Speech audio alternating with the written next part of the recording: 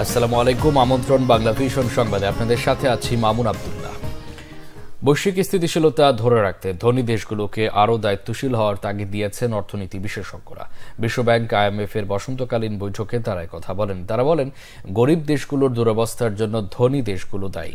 সে কারণে G20ভুক্ত উন্নত দেশকে আরও দায়িত্ব নিতে হবে। বাংলাদেশকে বৈশ্বিক উষ্ণতার অন্যতম শিকার উল্লেখ করেছেন নোবেলজয়ী অর্থনীতিবিদ এস্থার ডুফ্লো। বলেন, অপরাধ না করেও জলবায়ু পরিবর্তনের সাজা ভোগ করছে দেশটি।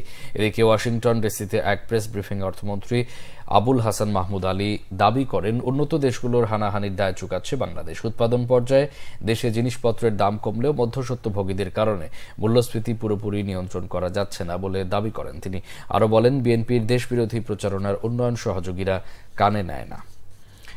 ভারতে লোকসভা নির্বাচনের 7 ধাপের ভোট শুরু হচ্ছে কাল শুক্রবার। টানা তৃতীয় মেয়াদে নরেন্দ্র মোদীর বিজেপির জয়ের আভাস দিচ্ছে বেশিরভাগ জনমত জরিপ। পশ্চিমবঙ্গ ছাড়াও উত্তরপ্রদেশ থেকে আসাম প্রদেশ আর মহারাষ্ট্র থেকে মণিপুর লোকসভার বিভিন্ন আসনে প্রথম দফার ভোট শুরু হবে কাল।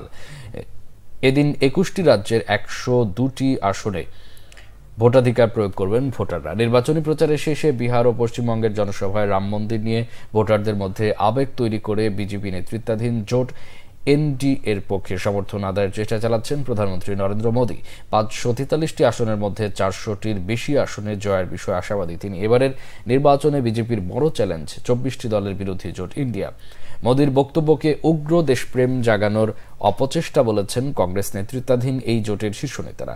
জনমত জরিপ ন্যূনতম 373টি আসনে বিজেপি নেতৃত্বাধীন এনডিএ জোটের জয়ের আভাস দিয়েছে এবিপি নিউজ। আর পশ্চিমবঙ্গে 42টির মধ্যে 21টি আসনে তৃণমূল কংগ্রেসের জয়ের ইঙ্গিত দিচ্ছে TV9 এর জনমত জরিপ। 26 এপ্রিল কেরালা, মধ্যপ্রদেশ, মণিপুর সহ 13টি রাজ্যের 89টি আসনে হবে দ্বিতীয় পর্বের ভোট। 6 সপ্তাহব্যাপী 7 ধাপে নির্বাচন শেষ হবে আগামী 4 জুন।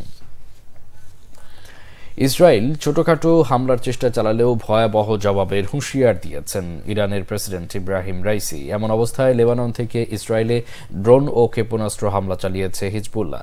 ইরানের জাতীয় সশস্ত্র বাহিনী দিবস উপলক্ষে আয়োজিত কুচকাওয়াজে দেওয়া বক্তব্যে ইসরায়েলের প্রতি হুঁশিয়ারি দেন প্রেসিডেন্ট রাইসি। তিনি দাবি করেন, অপারেশন ট্রু প্রমিজের মাধ্যমেই ইসরায়েলের অজেয় সামরিক সক্ষমতা নিয়ে ভ্রান্ত ধারণা প্রমাণ করেছে ইরান। পাল্টা জবাব দিতে ইসরায়েলের প্রস্তুতি ও হুঙ্কার নিয়েও হুঁশিয়ারি করেন রাইসি। বলেন, চরম ভয়াবহ জবাব দেবে তেহরান। তেল আবিব সফরে যাওয়া যুক্তরাজ্য ও জার্মানির পররাষ্ট্রমন্ত্রীর সাথে ইরানের হামলার জবাব দেওয়ার বিষয়ে আলোচনা করেছেন ইসরায়েলের প্রধানমন্ত্রী বেনিয়ামিন নেতানিয়াহু। বলেছেন, আত্মরক্ষার জন্য কারো সহায়তা লাগবে না। এদিকে ইসরায়েলের উত্তরাঞ্চলে ড্রোন ও মিসাইল হামলা চালিয়েছে লেবাননের সশস্ত্র গোষ্ঠী হিজবুল্লাহ। ওই হামলায় 14 সেনা সদস্য আহত হওয়ার খবর স্বীকার করেছে ইসরায়েলের সেনা সদর। এদের মধ্যে 6 জনের অবস্থা আশঙ্কাজনক। এই ছিল এখনকার মতো। পরের সংবাদ বেলা 12টায় দেখার আমন্ত্রণ রইল। এছাড়া বাংলা ভিশন সংবাদ ও সংবাদ সংশ্লিষ্ট অনুষ্ঠান দেখতে ভিজিট করুন www.bvnews24.com ও facebook.com/banglavisionnews এবং সাবস্ক্রাইব করুন youtube.com/banglavision। এতক্ষণ সাথে থাকায় অসংখ্য ধন্যবাদ।